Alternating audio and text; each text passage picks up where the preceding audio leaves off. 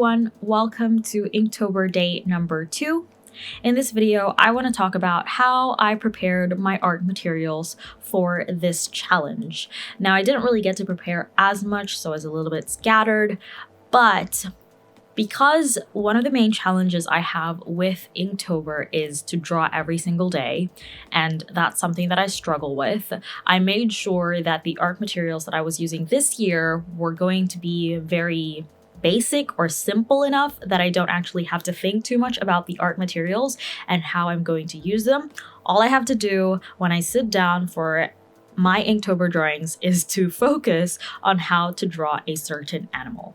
So hopefully that'll make this challenge a little bit easier for me, so I'm not intimidated, I'm not overwhelmed, and I'm not easily burnt out by the middle of the month.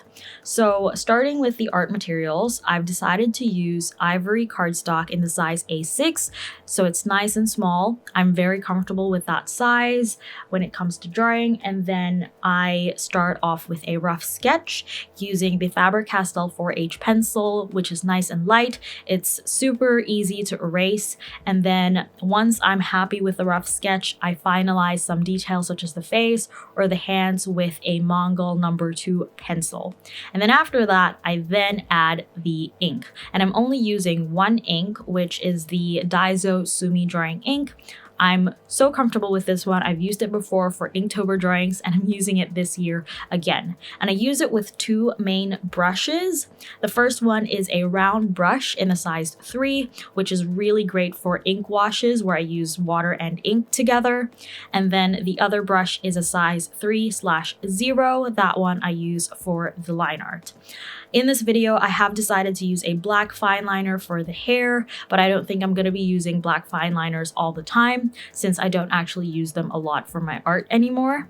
But anyway, after I've added the ink, I then use the Lyra Rembrandt-Polycolor in pink and like a Venetian red to add pops of color for the cheeks, like the lips, just to give it a bit of a romantic vibe since everything else is pretty much just black and white or black and ivory. So that's how I prepared for Inktober. I've got the process entirely laid out. So like I said, all I have to think about is what animal to draw.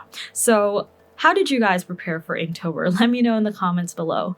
And I hope that you also enjoyed this video. I will end it here and I will see you guys in the 3rd day of Inktober. So thank you so much for watching, and I will see you in my next one.